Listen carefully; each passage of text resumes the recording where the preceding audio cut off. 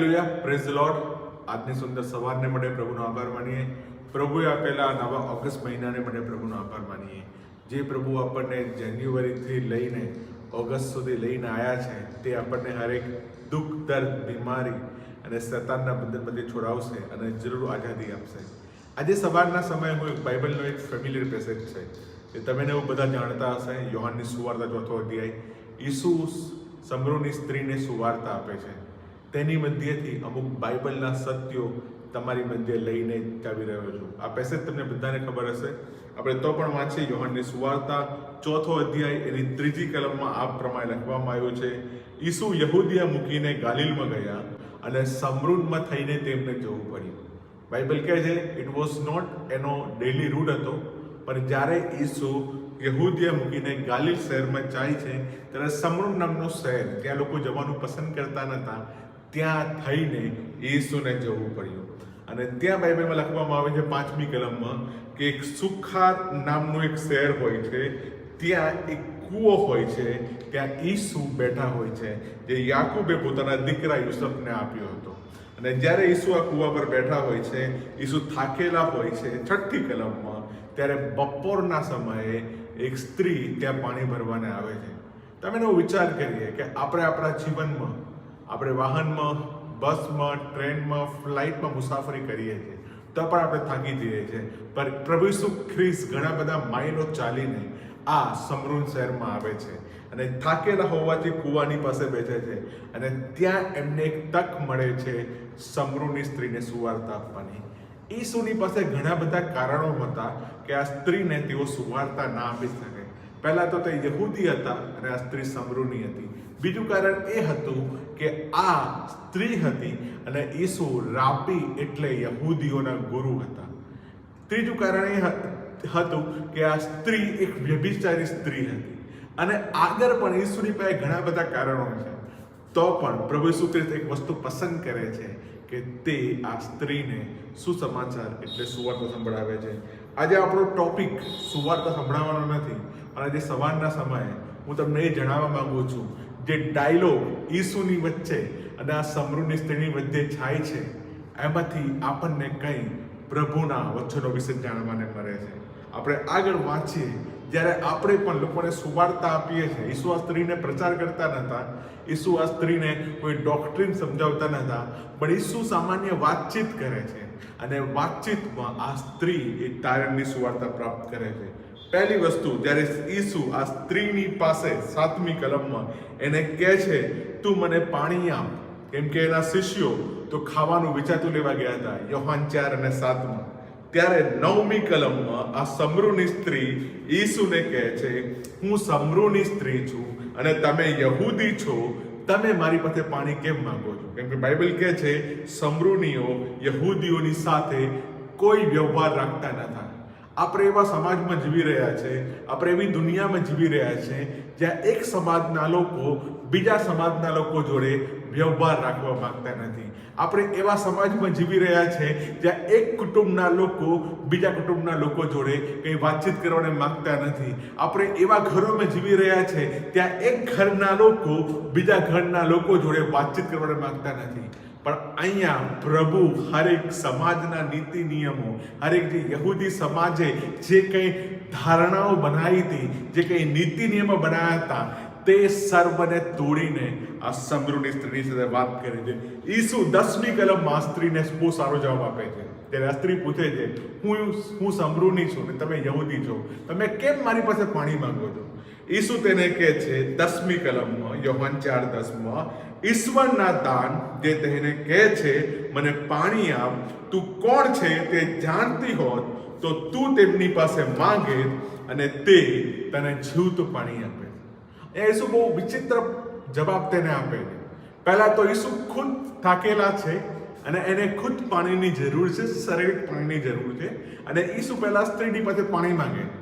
પણ જ્યારે આ સ્ત્રી સમાજના નીતિ નિયમો ઈસુની પાસે લાવે છે કે તું યહૂદી છે ને હું સમરૂની છું, તારે મારી પાસે પાણી ના મંગાય, તમે ઊંચા છો ને અમે નીચા છે, ત્યારે પ્રભુ ઈસુ ખ્રિસ્ત તેને કહે છે કે જો તું દેવના દાનને જાણતી હોત ને તને ખબર હોત કે જે તારી પાસે પાણી માંગે છે તે કોણ છે, તે તને ખબર હોત તો તું તેની પાસે માંગે અને એ તેને જીવતું પાણી આપે.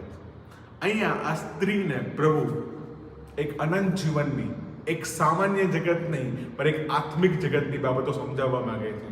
પણ આ આત્મિક જગતની બાબતો સમજાવવા માટે આ દૈહિક બાબતો, જે પાણી, જે લોકોની રોજ જરૂરિયાત છે, એના દ્વારા પ્રભુ એની કરેક્ટ કરે છે.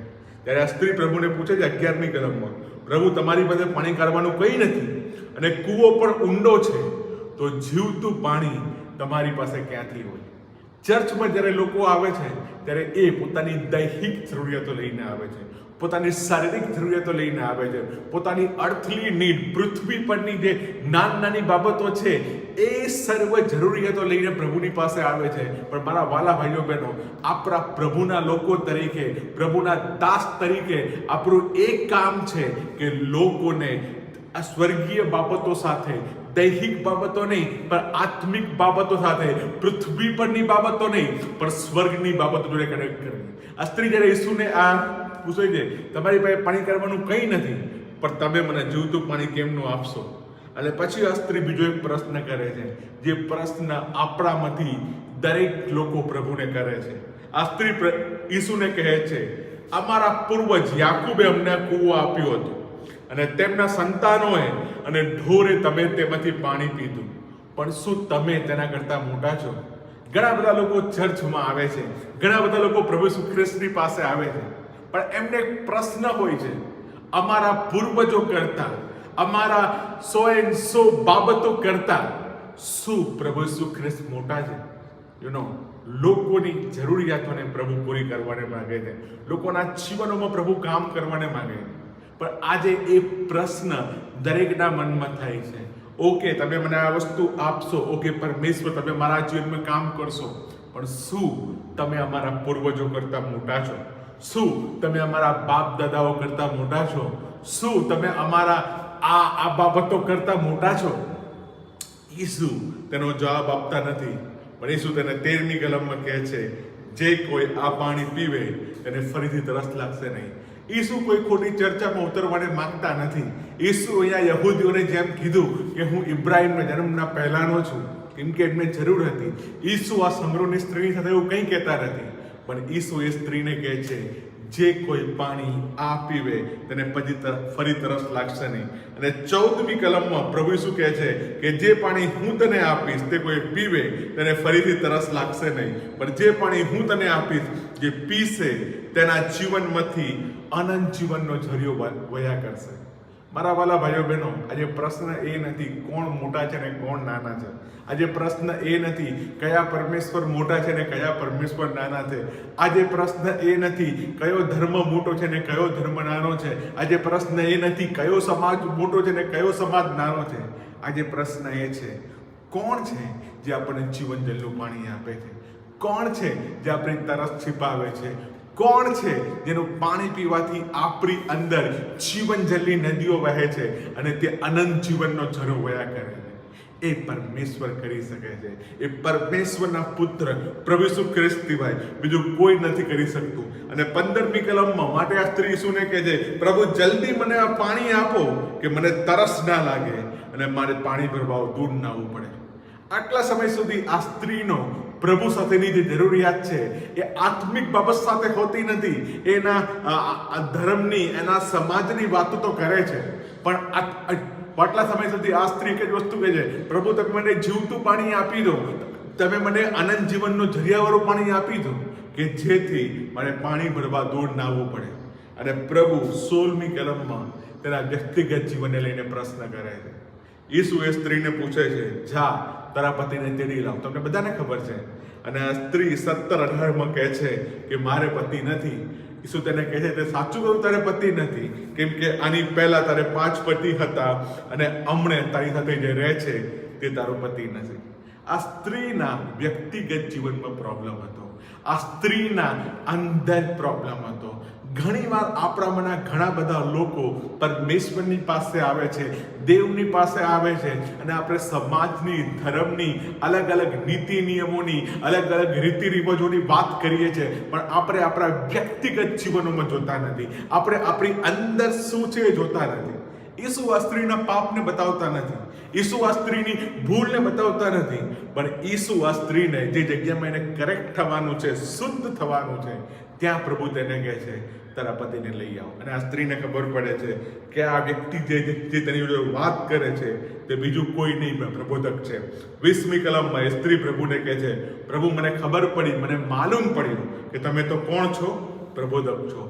અને 20મી કલમમાં આ સ્ત્રી ફરીથી કહે છે, અમારા બાપ દાદાઓ છે આ પહાડ પર ભજન કરતા હતા, પણ તમે મને કહો છો, તમે યહૂદી લોકો કહો છો કે અમારે ભજન કરવું જોઈએ તે જગ્યા યરૂશલેમમાં છે. આ સ્ત્રી ફરી પાછો એક કોન્ટ્રોવર્સિયલ પ્રશ્ન લઈને આવે છે. પહેલા તો કહે છે પ્રભુ કોણ મોટું છે, તમે મોટા છો કે અમારા બાપ દાદા મોટા છે? બીજી વાર આ સ્ત્રી પ્રશ્ન કરે છે અમારે ક્યાં ભજન કરવું જોઈએ? તમે કહો છો ત્યાં ભજન કરવું જોઈએ કે અમે લોકો જ્યાં ભજન કરીએ છીએ ત્યાં ભજન કરવું જોઈએ? અને પ્રભુ ઈસુ ખ્રિસ્ત 21 અને 22મી કલમમાં કહે છે, બેન મારું માન, સમય આવે છે જ્યારે તમે પહાડ પર અથવા યરૂશલેમમાં પ્રભુનું ભજન નથી કરતો.